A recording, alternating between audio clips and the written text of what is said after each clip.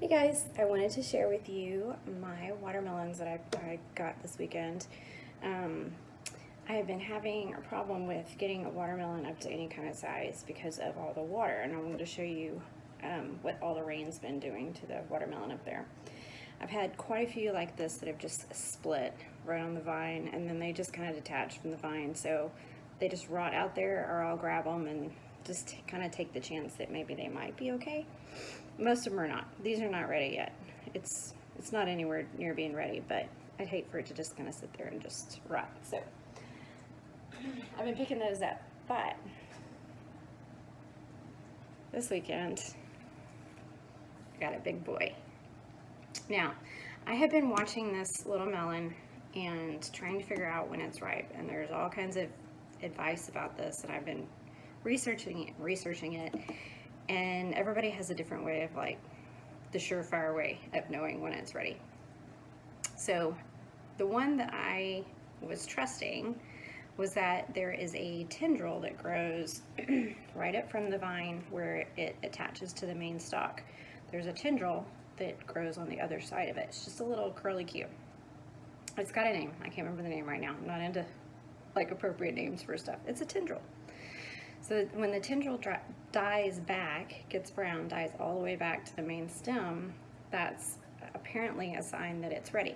Well, I used that advice on one other one, and I cut the melon, and I did cut it off the vine, and it was not. It was, there was some edible center to it, but it wasn't anywhere near being like full, like what it should have been.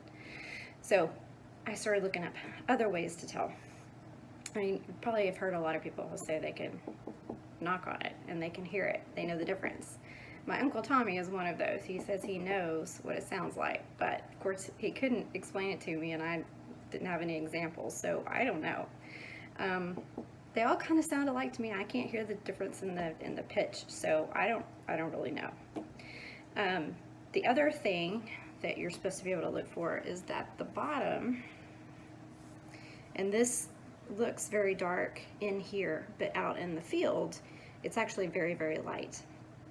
And they said when this turns from white to cream, that it was ready, and if it was yellow, that it was too ripe.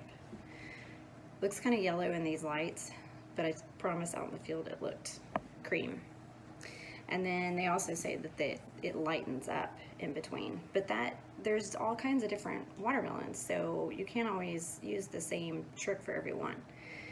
Like, this is Congo watermelon, and this bad boy actually weighed in at 18 pounds. I'm pretty proud of that. And then this is a different watermelon that I have out there. This is called an Art Combs Ancient Watermelon. And there's a good story on this, but I'm not cutting this one today because I'm going to wait and just do this other one. But you can tell it's completely different.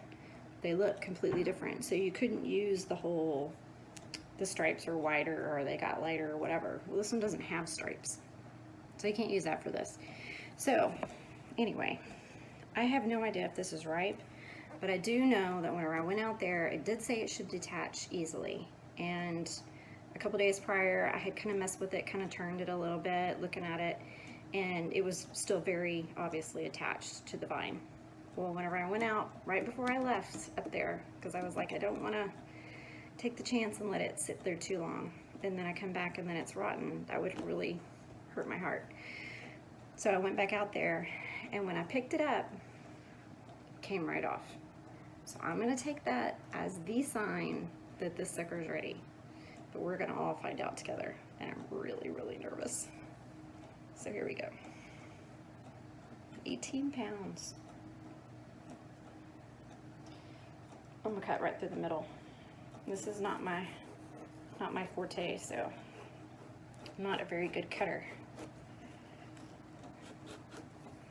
Oh, I hope it's good.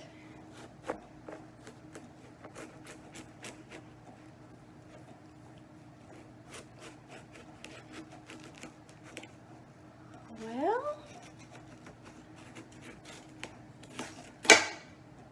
I don't know. I need to do some research on this particular watermelon and see if it gets any further out, because it kind of looks like the other ones did. Oh, it smells wonderful though. I'm not really sure that this one gets much bigger in there.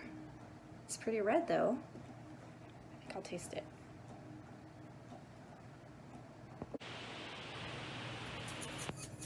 Alright, putting a little salt on, because if you don't put salt on your watermelon, who are you? It smells fabulous.